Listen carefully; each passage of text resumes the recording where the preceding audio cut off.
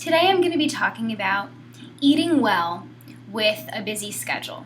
This is something that people in recovery often struggle with if they are doing a lot of things. By eating well, I mean eating healthily, eating enough, but also making the right choices with food, because I think sometimes people are under the impression that if they are very busy and they make food choices, those food choices will automatically be poor food choices just because they're constantly on the go. But that doesn't have to be the case. And I want to be very clear that this video isn't going to be about what to eat specifically, because meal plans are very specific to individuals and everyone's recovery is different and people have different goals. Sometimes goals are about getting to a certain weight if they've been very, very underweight. Sometimes goals are just about maintaining health. Other times, goals don't really have anything to do with amounts or numbers or weights. They have more to do with incorporating certain foods so that we have, the healthy stuff inside of us, the right nutrients. And sometimes it's about incorporating food that maybe we didn't feel safe or comfortable with before, just trying new things, and that can be a meal plan in itself. Eating well with a busy schedule doesn't have to be any harder than doing anything else with a busy schedule. That said, anything plus a busy schedule can be a bit of a challenge. One of the things that I've told people to do is to make an appointment with yourself. Sometimes I've talked about making an appointment with yourself as far as like negativity or things that you're worrying about. Like, make an appointment to worry about it, and you're allowed to worry about it for these 20 minutes in your day because that's your appointment. But every other time, no, you don't have an appointment to worry about it. And it's interesting because you can use the same tactic with eating well in your busy schedule. Sometimes when you have such a busy schedule, you might have a planner of appointments, commitments, obligations, work, school, other stressful things, so it becomes necessary to make an appointment for your food too. And it can feel a little restrictive and meal plan-y if you're not on a meal plan anymore to make an appointment to eat. But sometimes you have to do this because there is no other way that you will be able to cope with a busy schedule.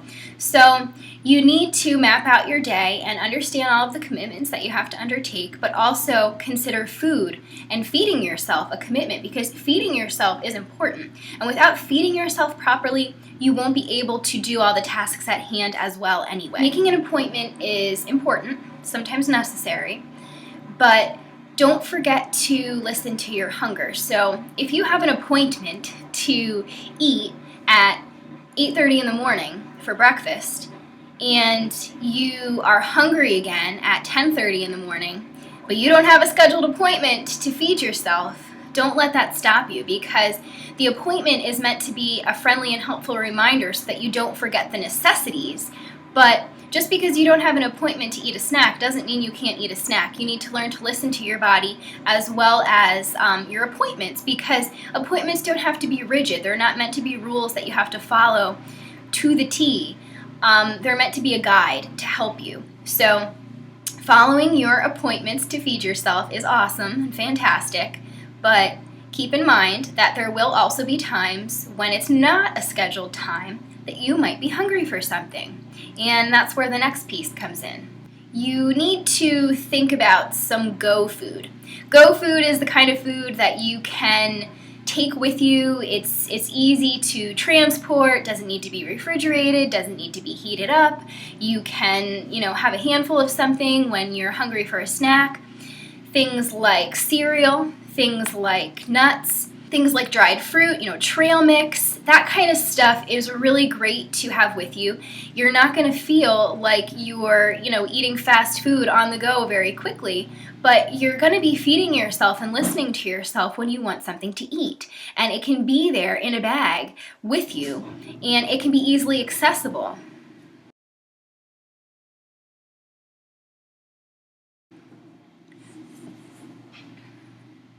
Really good go foods are, like Power bars. There's all kinds of different bars, Cliff bars, Luna bars, Kind bars, that are really great for a snack. Depending on how many bars you're eating, you can use it as a meal as well.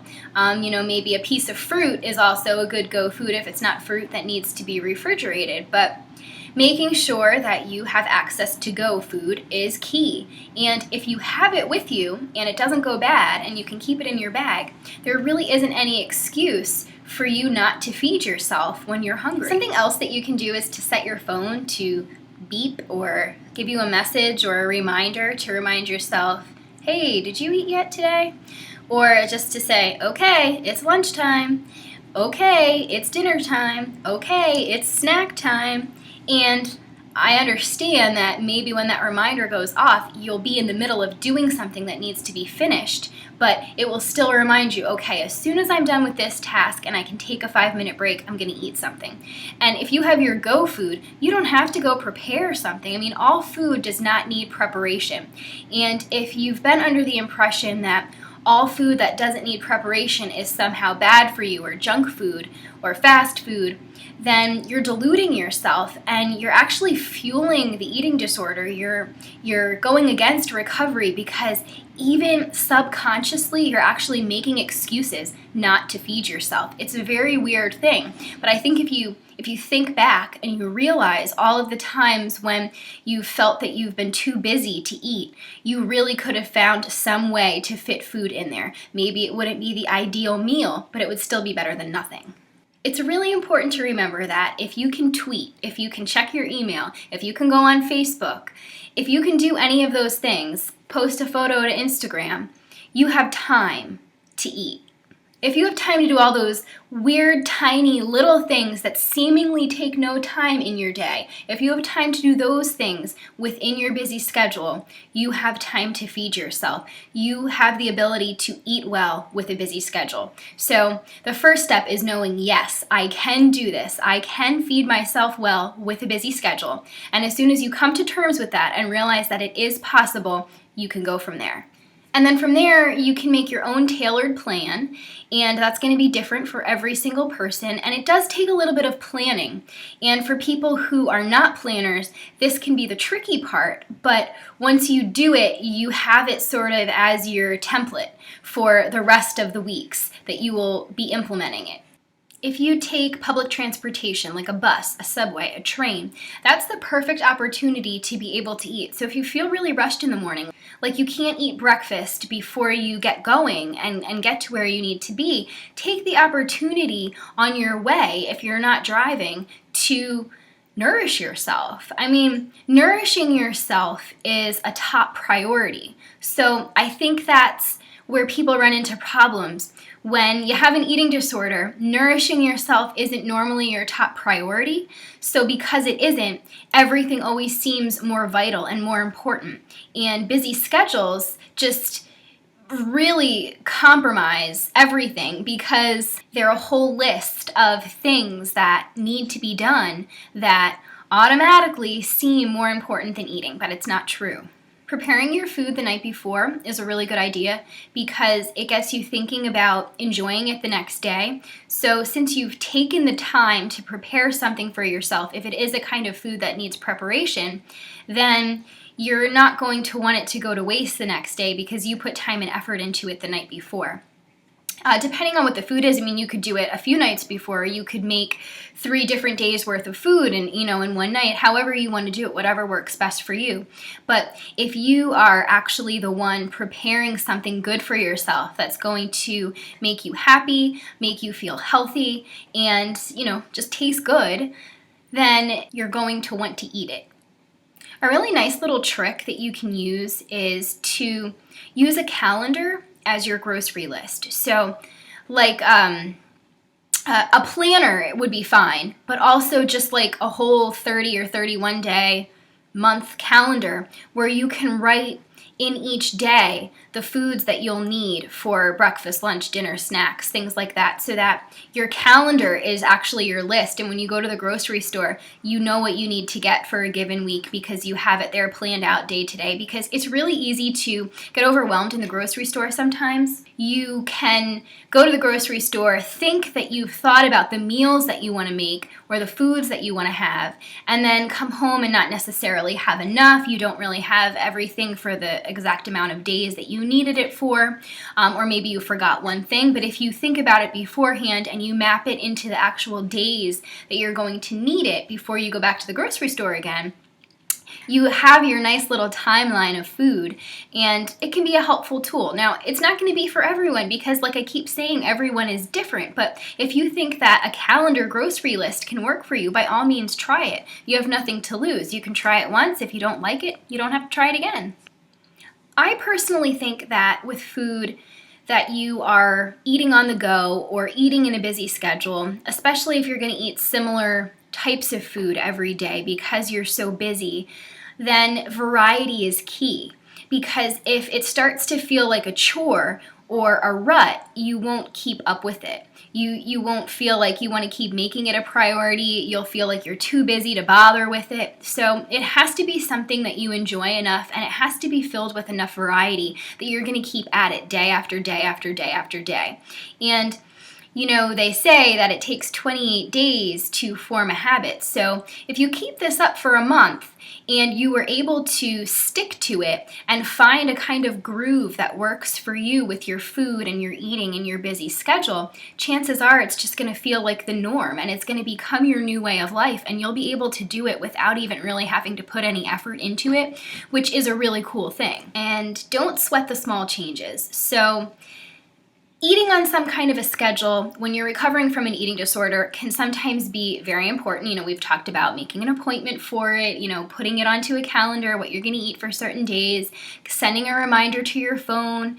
But you have to remember too, if lunch is at 1 p.m. and you don't have a few minutes until 1:20, it's not the end of the world. Don't sweat it. You're still going to eat your lunch. And 20 minutes isn't going to make or break anything. It's not the same thing as pushing off lunch until 3:30 in the afternoon. So if you become too rigid with when you're going to eat at certain times, you kind of handicap yourself, and you don't want to do that. You want to be very careful not to do that. So don't automatically feel like you've done something wrong, or now you've waited too long to eat your lunch, so you might as well just wait and eat dinner instead. You don't want to get into that cycle. 1 o'clock is a good gauge maybe for your lunchtime. I'm just picking a number. I don't know how your work day would be. But if you're using 1 o'clock, let's say, as your lunchtime, and you don't eat lunch exactly at 1 o'clock, maybe you finish an important phone call and it's 12:50. Well, eat your lunch. Don't wait 10 minutes. If you have a break, if you have a period of time when you're able to fit that in, go ahead and do it. Use your judgment. Don't get so caught up in the rules and the regulations of meal planning and eating disorder recovery. Use this. Use your logic. Use your common sense. Common sense is your friend. If you're seeing a nutritionist or a dietitian, ask him or her for tips and suggestions, because there is no shortage of busy people in this world. Plenty of people have learned to eat well on a busy schedule. So if other people have learned how to do this, it means it can be done. And it means that other people have tips and tricks and ideas and suggestions so that you can do it healthfully too. And don't use "I'm too busy" as an excuse. Don't use "my schedule is too busy, I have such a busy schedule" as an excuse not to nourish yourself, not to eat well.